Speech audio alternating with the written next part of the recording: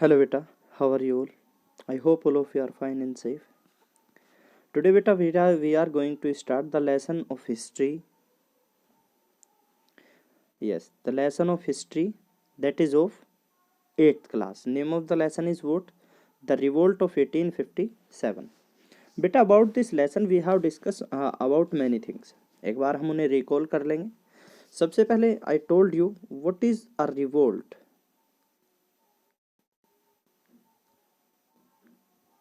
और मैंने कहा था कि भैया रिवोल्ट क्या होता है ये बताइए. So what we discuss about it? We discussed about it.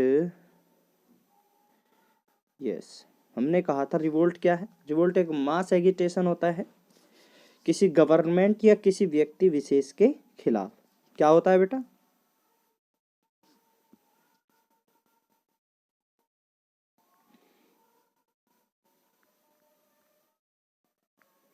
Mass agitation. ठीक है. Against the wrong policies. या तो वो किसी व्यक्ति की हो सकती है या वो किसी गवर्नमेंट की हो सकती है. ठीक है. देन आई डिस्कस अबाउट कि what are the causes of the revolt. तो सबसे पहले मैंने बताया था बेटा पॉलिटिकल कॉजेज. क्या था? लॉर्ड डलहौजी जो जनरल 1848 से 1856 तक रहे थे ब्रिटिश में, उन्होंने क्या किया था बेटा? Considerable territories British empire. उन्होंने बहुत सारी टेरिटरीज को ब्रिटिश एम्पायर में एनेक्स्ट कर लिया था. कैसे किया था? Policy of annexation. क्या नाम था उसका? Doctrine of lapse. क्या नाम था बेटा उसका? Doctrine of lapse.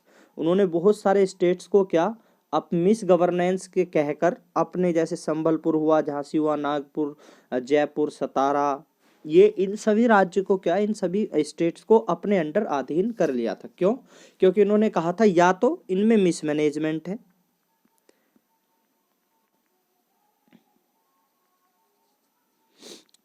या उन्होंने कहा था कि ये doctrine of lapse, doctrine of lapse यहां पर लागू कर दिया. मैंने बताया था डॉक्ट्रिन ऑफ लैप्स क्या था. डॉक्ट्रिन ऑफ लैप्स ये एक पॉलिसी थी ब्रिटिश की कि अगर किसी राज्य में कोई मेल हायर नहीं होगा, क्या बेटा? मेल हायर नहीं होगा, तो उसके राज्य को ब्रिटिश एनेक्स्ट कर लेंगे. क्यों? ब्रिटिश ने पॉलिसी बनाई थी ये कहकर कि अगर मेल हायर नहीं होगा तो ये राज्य सुरक्षित नहीं रहेगा. ठीक है. तो जैसे झांसी हुआ वहां पर डॉक्ट्रिन ऑफ लैप्स लगाया. ठीक है. आगे देखते हैं.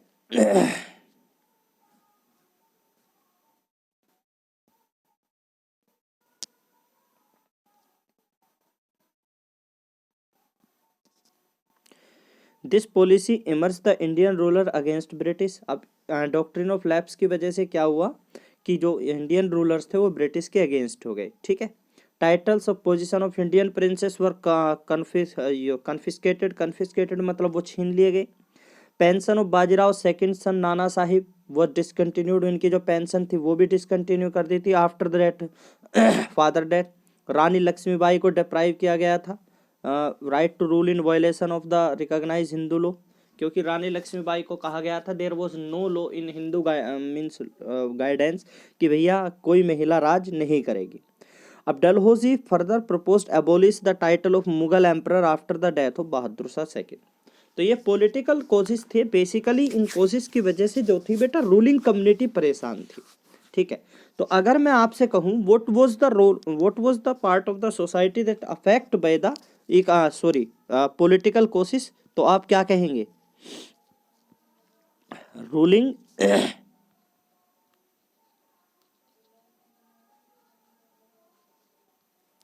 रूलिंग कम्युनिटी काफी परेशान थे. किसकी वजह से? डॉक्ट्रिन ऑफ लैप्स की वजह से. ठीक है.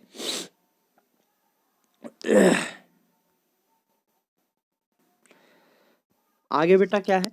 Economic cause. इकोनॉमिक कॉज क्या थे? Economic policy of British adversely affected every section of Indian society. जैसे British exploited economic resources of Indian their advantage and drained the wealth by crippling the Indian trade and industry. Indian trade और industry को पूरी तरह से कुचलकर उन्होंने India के जो नेचुरल रिसोर्स है, इकोनॉमिक रिसोर्स का बहुत ज़्यादा यूज़ किया, और जो इंडिया की वेल्थ है वो कहाँ चली गई? ब्रिटेन में ड्रेन हो गई. Under the British, India turned into a colonial economy to serve British capitalist interest. अब ब्रिटिश के रूल के दौरान क्या था बेटा, इंडिया जो था एक ऐसा सेंटर बन गया था, एक ऐसी कॉलोनी बन गई थी जिसने ब्रिटिश के इकोनॉमिक इंटरेस्ट को पूरा करना जरूरी था। Indian resources were unabashedly exported to London, promote British industries. Consequently, yes, country was reduced to poverty as traditional handicraft and industries were ruined. India में सॉरी ब्रिटिश में क्या आया बेटा, ब्रिटिश में क्या आया बेटा, इंडस्ट्रियल रेवोल्यूशन। इंडस्ट्रियल रेवोल्यूशन की वजह से वहां पर मशीन मेड गुड आ गए, ठीक है, मशीन मेड गुड आ गए बेटा। अब मशीन मेड गुड आ गए तो क्या हुआ, मशीन मेड गुड्स जो हैंडीक्राफ्ट थे उनके अगेंस्ट काफ़ी सस्ते भी थे और बेहतर भी थे। तो many people were rendered jobless and there were overcrowding in the agrarian sector. अब जो व्यक्ति पहले कोई क्राफ्ट पर्सन था या कोई आर्टिसंस था, वो उसे कहाँ जाना पड़ा, उसे एग्रीकल्चर में जाना पड़ा। जब उसे एग्रीकल्चर में जाना पड़ा तो जो एग्रीकल्चर सेक्टर है, एग्रीकल्चरल सेक्टर है, वहां पर ओवर क्राउडिंग हो गई, ठीक है, तो मेन लोग बेरोजगार हो गए बहुत ज्यादा। Further, high revenue demand crept the agrarian sector. Both the peasants and the jamidar were pushed to by British to produce more to appropriate the maximum revenue. The various revenue settlement were designed to benefit the government and display total disregard for the cultivator. अब क्या हुआ बेटा, next जो British थे उनकी अलग अलग policies आ रही थी। ब्रिटिश ने क्या किया, ब्रिटिश ने लैंड रिवेन्यू जो था वो बहुत ज्यादा कर दिया, जिससे पीजेंट और जमींदार दोनों बहुत परेशान थे। मींस उनको एप्रोप्रिएट वो प्रोड्यूस भी नहीं कर पा रहे थे to fulfil the demand of the British as the revenue को फुलफिल नहीं कर पा रहे थे। तो इस चीज को लेकर कल्टीवेटर बहुत ज्यादा परेशान था, चाहे वो पीजेंट था छोटा, चाहे वो बड़ा जमींदार था। तो इकोनॉमिक कॉज में क्या कहा जाए, पहले में अगर मैं आपसे कहूं पहला कॉज क्या है भैया, इंडस्ट्री को क्या कर दिया, इंडस्ट्री को तहस नहस कर दिया। दूसरा कॉज हाई लैंड रिवेन्यू, इसका क्या हो जाएगा,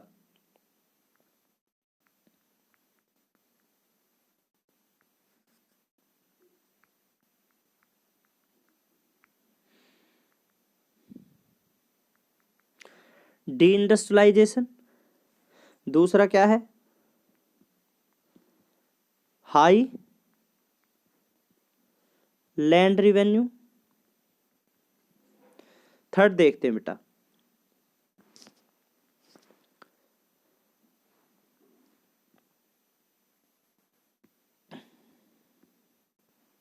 in case of failure to pay stipulated amount, the land of jamidars were taken away by the government. A large number of jamidar were thus disposed their lands and estates as part of this policy. These governance left the Indian people dissatisfied of the British, eventually turned out to bitter enemies of the British. अब क्या हुआ, in that case अगर crop failure हो गया, और crop failure की वजह से कोई भी जमींदार या कोई भी पीजेंट, क्या पीजेंट तो एक तरह से मजदूर था, तो कोई भी जमींदार अगर फेल हो जाता था टू पे द रिवेन्यू को पे करने में अगर कोई भी जमींदार फेल हो जाता था तो क्या होता था, उसकी जमीन को वो लोग छीन लेते थे, कौन, द ब्रिटिश। इसी वजह से जो जमींदार ये था खेमा, ये बहुत ज्यादा क्या था, गुस्से में था ब्रिटिश के खिलाफ, और ये ब्रिटिश के एनिमी बन गए थे। Next is social and religious causes. Basically दो थे, इंग्लिश एजुकेशन, दूसरा क्या था, वेस्टर्न कल्चर। ये दो थे बेसिकली रीजन। इंग्लिश एजुकेशन से जो जो ओरिएंटलिस्ट थे एजुकेटर्स, वो डरे हुए थे। दूसरा वेस्टर्न कल्चर से लोग डरे हुए थे कि हमारे समाज पर बुरा प्रभाव पड़ेगा इंग्लिश एजुकेशन का। पढ़ लेते हैं। The British look down upon the Indian as inferior race and discrimination.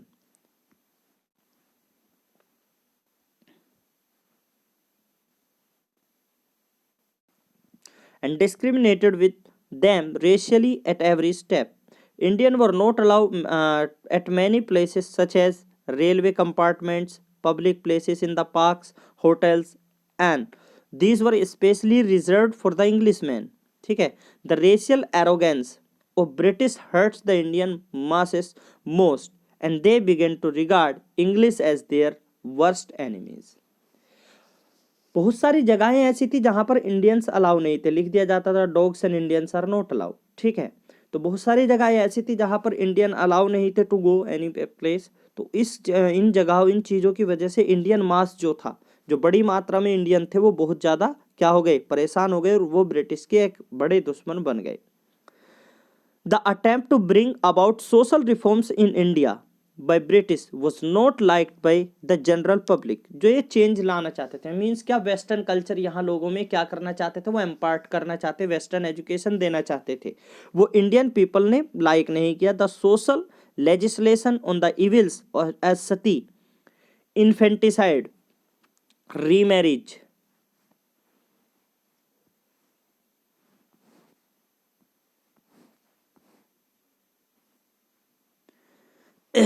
infanticide, remarriage of widow, etc. were considered as inference in religious matter of Indians about which English knew nothing.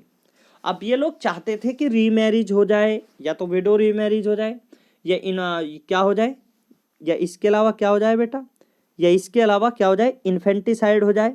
इन सभी चीज़ों से ऊपर उठना चाहिए Indian society को।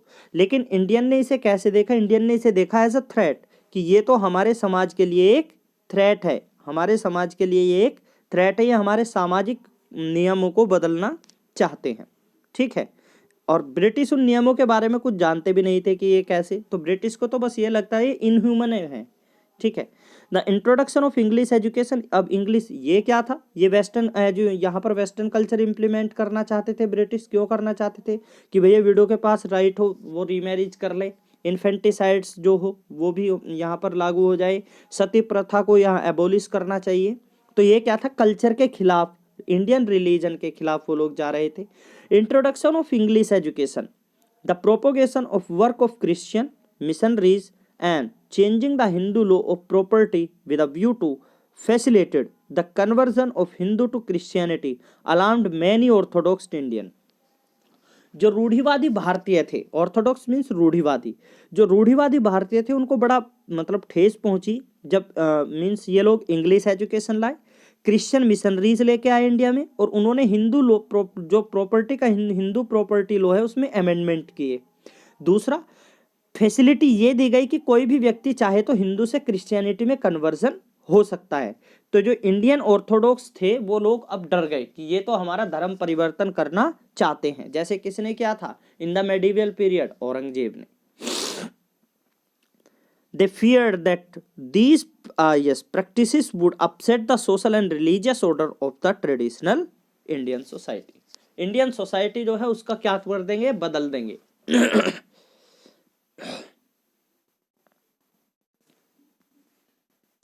Next क्या था, military causes, immediate causes. Military causes और इमीडिएट कॉजेस, बेटा बेसिकली मैंने पहले भी बताया था कि अगर कोई भी रिवोल्ट होगी वो सोशल, इकोनॉमिक, रिलीजियस और पॉलिटिकल, इनकी वजह से तो होगी, ये रीजन रहे होंगे। लेकिन when the revolt would be start, उसका जो मेन रीजन है वो रहता है, उसका मेन रीजन क्या बेटा, इमीडिएट कॉज। मीन्स जब वो आउटब्रेक होती है तो उसका रीजन होता है immediate cause. Dissatisfaction was widespread among the military ranks and file under the British. There were great inequalities in treatment between the Indian and the British counterparts in the terms of the salary and the other benefit। पहला reason क्या था, rank को लेकर, जो higher rank थी वो किसके लिए रिजर्व थी, only for the British. Indian केवल क्या थे, सिपॉइज। इनइक्वालिटी थी सैलरी में इंडियन और ब्रिटिश के बीच में। There were also display in the numbers of between Indian and European troops, as later number of for far less than Indians. Majority of Indian soldiers were sent to कहाँ, Crimea, China and Iran to fight war of English. अब जो Indian soldier थे वो India में थे, India के betterment के लिए थे, लेकिन ब्रिटिश ने क्या किया, ब्रिटिश ने अपने इंटरेस्ट के लिए उन इंडियन सोल्जर्स को कहाँ भेज दिया, चाइना भेज दिया, ईरान भेज दिया, और भी कई सारी जगह भेज दिया जहां पर इंग्लिश अपने मींस कॉलोनी सेटअप करने के लिए क्या कर रहे थे, लड़ाई कर रहे थे। तो जो इंडियन सोल्जर्स थे वो इससे बहुत परेशान हो गए, मीन्स परेशान हो गए कि हमारी सैलरी बहुत कम हो रही है, हमारे से काम बहुत ज़्यादा करा रहे हैं। The Indian soldier were consider inferior and were ill-treated by high officers, high ranks in army, and exclusively reserved for the Englishmen. And Indian were deliberately excluded from responsible position. Means जो बड़ी positions थी, high post थी, वो Indians को उन पे allow नहीं था to be fill the form. What hurt the Indian soldier most was prohibition to wear caste and religious marks. Means सबसे ज़्यादा परेशान तब हुए इंडियन सोल्जर्स जब उन्हें मना कर दिया गया कि भैया आपकी जो कास्ट का जो मार्क है, मीन्स कुछ लोग दाढ़ी रखना चाहते हैं, कुछ लोग तिलक लगाते हैं, कुछ लोग मूछें नहीं रखते हैं, जो मीन्स जो मुस्लिम सोल्जर्स होते हैं. तो इन्होंने क्या किया, इन्होंने कहा कि आप अपना कोई भी कास्ट मार्क्स नहीं लगाएंगे, जैसे तिलक फोर हेड पर लगाओ. Mark while serving the amounted to influence in their personal affairs by the British. ठीक है. The immediate cause of the revolt was the introduction of new infield rifle and greased cartridge. In loading the rifle, sepoys before inserting the cartridge had to be bite off its top. It was believed that grease was made out of the fat of pigs and cow. This was objectionable to Hindu and Muslim alike. अब लोगों को क्या, हिंदू गाय की पूजा करते थे और मुस्लिम क्या सुअर को क्या मानते हैं आज भी, मीन्स मुस्लिम सुअर को क्या मानते हैं, अपवित्र मानते हैं, और हिंदू गाय की पूजा करते हैं. तो जो सिपोइस थे हिंदू और मुस्लिम, उन्होंने क्या कहा कि भैया ये तो हमारे लिए मीन्स हमारे धर्म को नष्ट कर रहे हो, हम इसको यूज नहीं करेंगे. This rumour sparked of fire of discontent against the British in form of the revolt. इसी की वजह से रिवोल्ट हो गई. The first sight of unrest appeared in 1857 इन बैरकपुर इन बंगाल. अब सिपोई मंगल पांडे, एक सिपोई था मंगल पांडे, जिसने 29 मार्च 1857 को सीनियर ऑफिसर को क्या कर दिया था, परेड में मार दिया था. ठीक है. अब इसकी वजह से क्या हुआ, उन्होंने जब उस सिपोई को मार दिया, क्यों मार दिया, उस सिपोई ने कहा कि आप इस इनफील्ड राइफल का यूज करिए, लेकिन मंगल पांडे ने मना कर दिया. तो वो जब उन्हें प्रताड़ित करने लगा तो उन्होंने अपने उस सीनियर को मार दिया परेड ग्राउंड में ही. Course and spread of the revolt. अब ये रिवोल्ट कैसे फैली. The revolt spread to Berhampore in Bengal 24 April 1857. About 90 men of the native cavalry station at Meerut refused to accept the greased cartridge.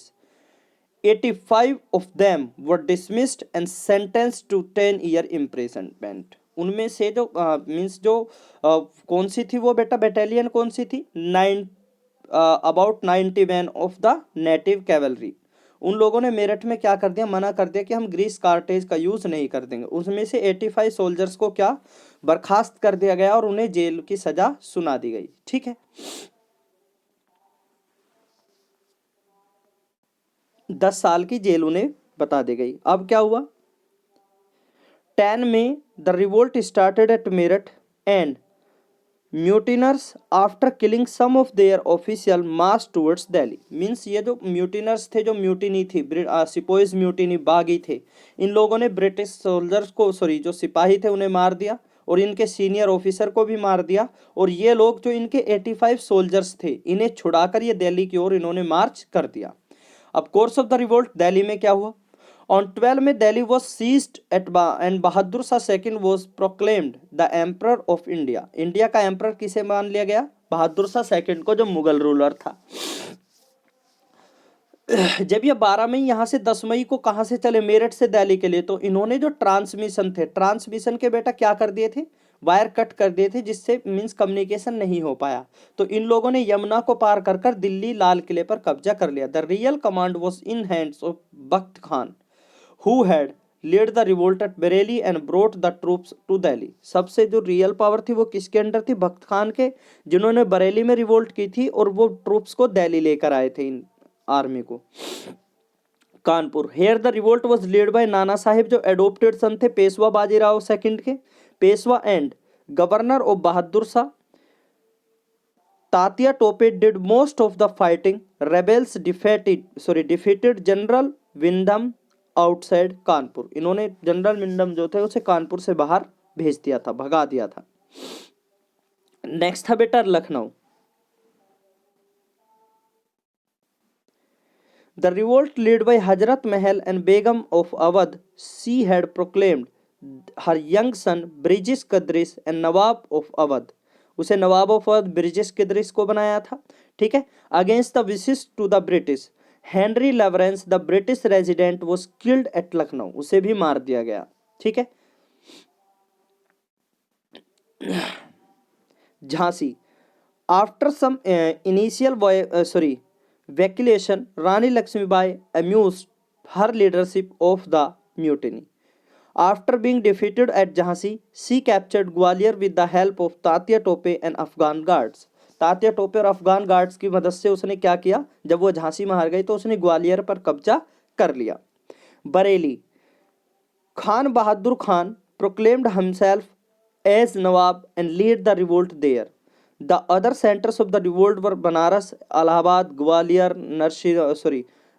Nasirabad in Rajputana, Indore, Aligarh and Kota. At all these places, the sepoys killed the senior officers and other Europeans on whom they could lay their hands. In many cases, not even sparing women and children. Is not even sparing children and women. They also released prisoners from jails, plundered the treasury and burnt land, records and many pieces. Bareilly में और इनकी जगह कई जगहों पर क्या हुआ बेटा, ये क्रांति चली, ठीक है। इसके में क्या हुआ, इसके कोर्स में क्या हुआ, इन लोगों ने ब्रिटिश सीनियर ऑफिसर्स को मार दिया, यूरोपियंस को मार दिया जो उनके हाथ पड़े। दूसरा, कई बार जो ये सिपोइस थे या म्यूटिनी थी, इस म्यूटिनी ने बच्चों और महिलाओं को भी मार दिया। इन लोगों ने उनके मीन्स कैदियों को जेल से छुड़ाया, ट्रेजरी को लूट लिया जो खजाने थे, और दूसरा उनके जो लैंड रिकॉर्ड थे ब्रिटिश के उन्हें भी जला दिया।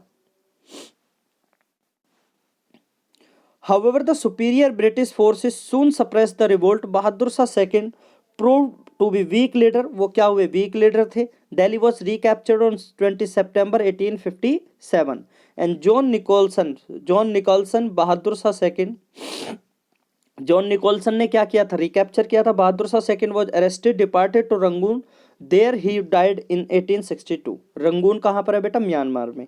The rebels were defeated by general Havelock in Kanpur, जो रेबेल्स थे वो कहाँ पर, जनरल हैवलॉक के द्वारा कानपुर में हराए गए।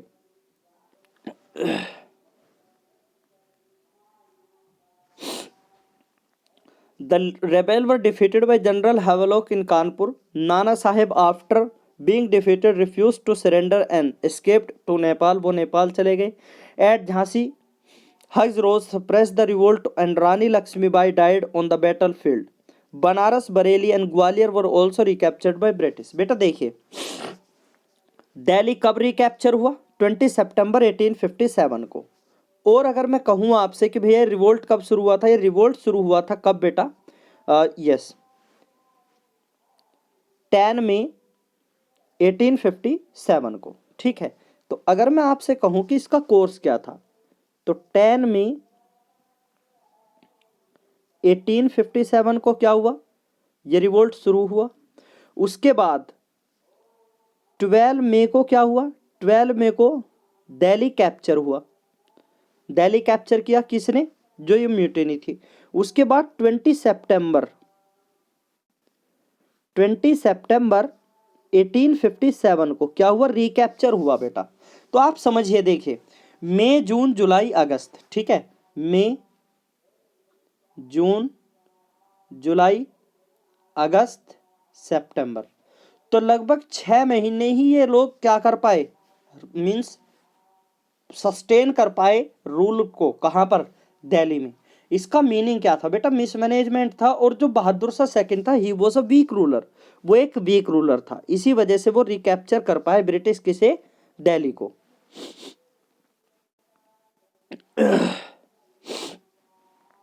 अब क्या बेटा, ये रिवोल्ट जो थी, इसके कॉजेस क्या थे, फेलियर के, causes of the failure. The revolt was highly localised and restricted north India. कहाँ तक मैंने बताया, देखिए अभी आपको, चलो मैप से पहले मैं इसे ही बता देता हूँ। इन्होंने कहा कि ये जो रिवोल्ट थी ये लोकलाइज थी और रेस्ट्रिक्टेड कहाँ पर थी, नॉर्थ इंडिया में थी। नॉर्थ इंडिया में भी किस पार्ट में, सेंट्रल एंड ईस्टर्न पार्ट, ठीक है, central and eastern part. West Bengal Barrackpore से शुरुआत हुई, ठीक है, उसके बाद बिहार अवध में ये फैल गई, ठीक है, लखनऊ, बरेली, मेरठ, दिल्ली, ग्वालियर, झांसी, कानपुर, इलाहाबाद, इन जगहों पर रही। Rest of the India was untouched by the revolt. जो पूरा इंडिया था वो क्या रहा था, इस रिवोल्ट से अछूता रहा था बिल्कुल।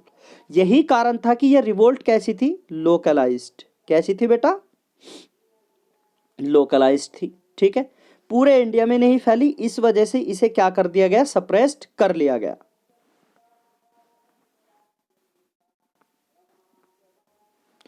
तो पहला कोर्स क्या, रिवोल्ट हाईली लोकलाइज्ड। पहली बात तो ये लोकलाइज्ड थी, रेस्ट्रिक्टेड नॉर्थ इंडिया, केवल नॉर्थ इंडिया में थी।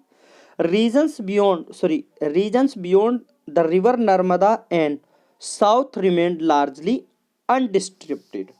जो रीजन थे नर्मदा के पार और साउथ में, वो बिल्कुल पूरी तरह से इससे क्या रहे, अछूते रहे।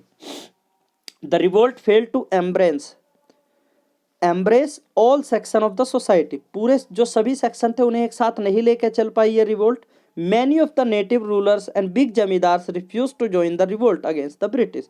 कई सारे जो निवासी थे और जो मीन्स जमींदार थे, उन्होंने कहा कि भैया वी आर नॉट कैपेबल, या हम पर, पहला हम कैपेबल नहीं है ब्रिटिश से लड़ने में, दूसरा हम लोग परेशान नहीं हैं तो हम ब्रिटिश के खिलाफ नहीं जाएंगे।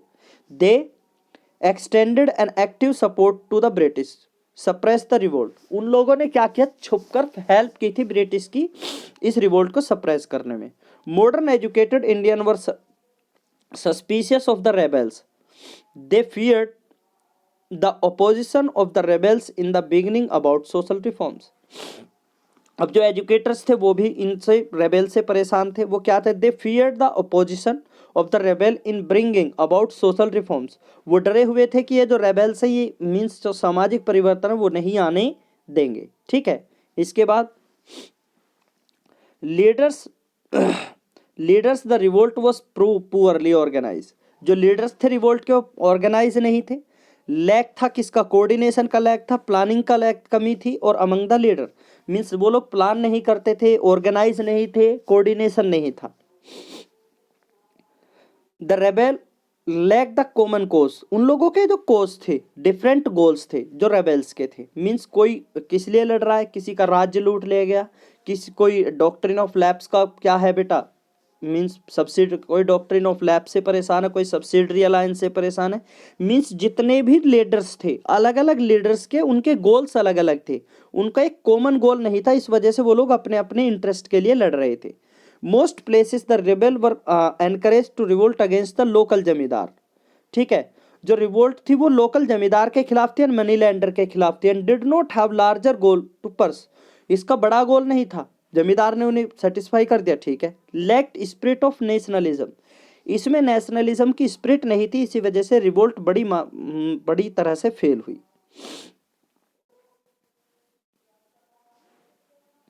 The British had better resources and success suppressing the revolt. They had vast resources their disposal and would have the modern means of transport and communication. Indian के पास ये नहीं था, कम्युनिकेशन नहीं था, ट्रांसपोर्ट नहीं था। They also had service capable generals as Havelock, Outram and Leverance available, who could plan the suppression of the revolt, well win back their lost regions. इनके पास organise army थी, ऑर्गेनाइज लीडर थे, जो जिन्होंने help की किसकी, British की, जिन्होंने British की हेल्प की उनकी टेरिटरीज को क्या करने में, रिटेन करने में, ठीक है। अब नेचर ऑफ द रिवोल्ट कैसा था बेटा, पढ़ते हैं ध्यान से नेचर ऑफ द रिवोल्ट को। Historians have describe the nature of the rebellion 1857 variously. Means कई तरह से लोगों ने क्या किया, इसे डिस्क्राइब किया। Some call its sepoy mutiny, कुछ ने कहा यह सिपाहियों की बगावत थी। Initial thrust of the revolt in the form of the cartridge, means किसके खिलाफ, कार्टेज के खिलाफ थी, जो सोल्जर्स ने लड़ाई लड़ी थी। These scholars also contend that revolt was not related to general people so much as sepoys and formed the bulk of the rebels. इसीलिए उन्होंने क्या कहा, कुछ हिस्टोरियंस ने, कि ये तो सिपाहियों की बगावत थी। Nationalist as V D. Savarkar opine, उनका ओपिनियन ये था that revolt was first war of independence, ये लड़ाई थी आज़ादी की पहली। They feel that revolt sparked off discontent and Indians towards the foreign rule and they fought क्या है bitterly to drive away the foreign from the homeland. According to them, Hindu Muslim participated equally in the revolt and displayed a newborn unity against the British. VD. Savarkar ने कहा कि ये आज़ादी की पहली लड़ाई थी। क्यों कहा? क्योंकि उसमें हिंदू मुस्लिम दोनों ने लड़ाई लड़ी, कॉमन पीपल ने भी पार्टिसिपेट किया। तो पहला क्या, कुछ नहीं, हिस्टोरियंस ने क्या कहा कि ये तो भैया सिपोइस म्यूटिनी थी। क्या थी ये? This was a sepoys mutiny. जबकि कुछ हिस्टोरियंस ने क्या कहा? कुछ हिस्टोरियंस ने कहा कि ये तो भैया फर्स्ट वॉर ऑफ इंडिपेंडेंस था, it was first war of independence. ठीक है।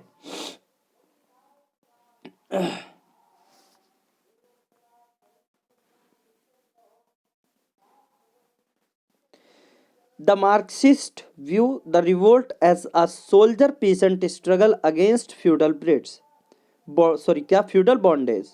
They contend that Indian soldier was a peasant in uniform and wanted to throw away the feudal domination infused by British. Means कुछ ने क्या कहा कि ये भैया ये स्ट्रगल था सोल्जर और पीजेंट, दोनों का ये स्ट्रगल था, soldier and peasant. It was a struggle of soldier and peasant. क्यों? क्योंकि जमींदार थे, फ्यूडल लॉर्ड्स थे, उनके खिलाफ, सामंतों के खिलाफ ये लड़ाई थी। On the whole, one may look at the revolt to produce the accumulated discontent of the people against foreign government. और on a whole means overall हम क्या कहें? ओवरऑल हम कह सकते हैं कि ये जो रिवोल्ट थी, रिवोल्ट क्या थी? ये रिवोल्ट एक मास एगिटेशन था, किसके खिलाफ? एक फॉरेन गवर्नमेंट के खिलाफ। इम्पैक्ट ऑफ द रिवोल्ट, या इसमें हम दूसरा नाम क्या लिख सकते हैं? Result of the revolt. इस रिवोल्ट के क्या रिजल्ट निकले? पहला क्या था? Policy change. The queen proclaim, कौन थे queen? Victoria.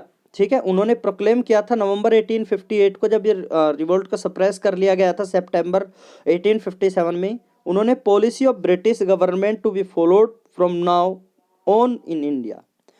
It announce that policy of territorial extension was to be abandoned, means अब ये लोग एनेक्सेशन नहीं करेंगे। Native rulers were assured to safety their territory. जो नेटिव रूलर्स थे उन्हें कहा आपके अब रूलर पर, आपकी जो टेरिटरी, हम इस पर अब एनेक्सेशन नहीं करेंगे। Rights and honour if they cooperated with the British, उनके राइट्स और उनका सम्मान भी किया जाएगा अगर वो ब्रिटिश के साथ कोऑपरेट करते हैं। ठीक है। दूसरा क्या था बेटा? The right of the rule to adopt child in the absent of क्या बेटा? Natural heir was accepted. Means पहले क्या था? डॉक्ट्रिन ऑफ लैप्स, अगर कोई मेल हायर नहीं है तो उसका मीन्स हेयर नहीं है तो उसका जो राज्य वो ब्रिटिश कर लेंगे, क्या एनेक्स्ट कर लेंगे। लेकिन अब ये कहा कि अगर किसी का कोई नेचुरल हेयर नहीं है तो वो एडॉप्टेड सन को भी क्या कर सकता है? रूलर घोषित कर सकता है।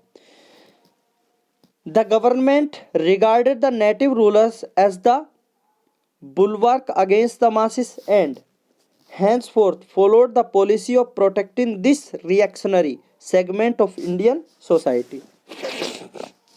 गवर्नमेंट ने रिगार्ड किया जो नेटिव रूलर्स थे, उन्हें कहा कि भैया अब हम आपके ऊपर कोई भी हमला नहीं करेंगे और हम इंडियन सोसाइटी की क्या करेंगे? सुरक्षा। The policy of divide and rule actively persuaded to keep Hindu and Muslim divided. लेकिन फिर भी जो policy of divide and rule थी ना, वो अभी भी एक्टिव रही। हिंदू मुस्लिम को इन्होंने बिल्कुल भी एक नहीं होने दिया। एडमिनिस्ट्रेटिव चेंज क्या आया? On January 1st 1877 queen Victoria was proclaimed that queen empress of the Indian was administrator of India was transferred to East India Company to the British crown. अब पहले जो ईस्ट इंडिया कंपनी रूल कर रही थी, अब उसका rule कहाँ transfer हो गया? उसका रूल अब ट्रांसफर हो गया बेटा किसके पास? ब्रिटिश क्राउन के पास। India was administered by the secretary of state and its 15 members council through the viceroy. The governor general became the viceroy and the representative of the crown in India. जो governor general था वो क्या हो गया बेटा? वो governor general British representative हो गया इंडिया में। रिकॉग्नाइजेशन ऑफ आर्मी, क्या इम्पैक्ट हुआ बेटा, आर्मी को रिकॉग्नाइज किया गया, कैसे, the army was reorganised, strengthen British control over the country and avoid the further rebellions in future, the number of British soldier were increased and all higher post and key position were filled up by British. पहले क्या था बेटा, पहले 85% जो India before the revolt, उसमें 85% soldiers कहाँ थे, Indian थे, क्या थे बेटा, इंडियन। लेकिन जैसे ये रिवोल्ट हुआ उसके बाद जो number of soldiers of British वो क्या हुए, इंक्रीज हुए, उन्हें इंक्रीज किया गया इंडिया में, ठीक है। और जो हाई पोस्ट और बड़ी पोस्ट थी वो केवल ब्रिटिश के लिए ही रिजर्व कर दी गई। Communal and racial bitterness, the revolt of 1857 create big gap between different religious communities. इसका एक इम्पैक्ट, बैड इम्पैक्ट भी रहा, ये इम्पैक्ट रहा कि बेटा जो गैप था सोशल ग्रुप्स के बीच में, तो रिलीजियस और ग्रुप्स के बीच में बड़ा गैप आ गया, specially Hindu and Muslim as blame for each other, जो एक दूसरे को ब्लेम कर रहे थे, किस लिए, कि भैया आपकी वजह से एक क्रांति फेल हुई है या आपकी वजह से एक क्रांति फेल हुई है। However develop a deep racial bitterness towards the English and the oppose the inferior status and granted to them, status granted to them।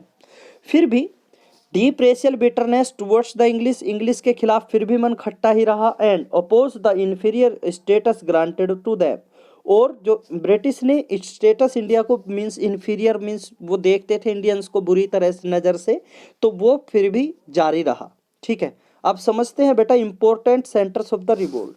अगर मैं आपसे कहूँ कि भैया where the revolt was started, तो बेसिकली अगर बात की जाए revolt was started from Meerut, ठीक है। लेकिन इस रिवोल्ट का इनिशियल पार्ट कहाँ पर था बेटा, बैरकपुर में, ठीक है। नाना साहब ने कहाँ किया था रिवोल्ट को लीड, कानपुर में। लखनऊ में किसने किया था, बेगम हजरत महल। बरेली में किसने किया था, तात्या टोपे। दिल्ली में किसने किया था, बहादुर शाह सेकंड, ठीक है। झांसी में किसने किया था, रानी लक्ष्मीबाई, ठीक है। और ही ऐसे कई तरह से कई रूलर्स ने इस रिवोल्ट को लीड किया था। तो ये मैप भी आप अपने फेयर नोटबुक में बनाएंगे बेटा, लेसन को रिवाइज करिए कंटेंट को, और इसके बेस्ड पर जो बुक एक्सरसाइज है, fill the book exercise, lesson पर बेस्ड जो बुक एक्सरसाइज है उसे आप फिल करेंगे। In the next lecture we shall be completing what the question answer of the lesson. Till then stay healthy, stay safe, thank you, have a good day.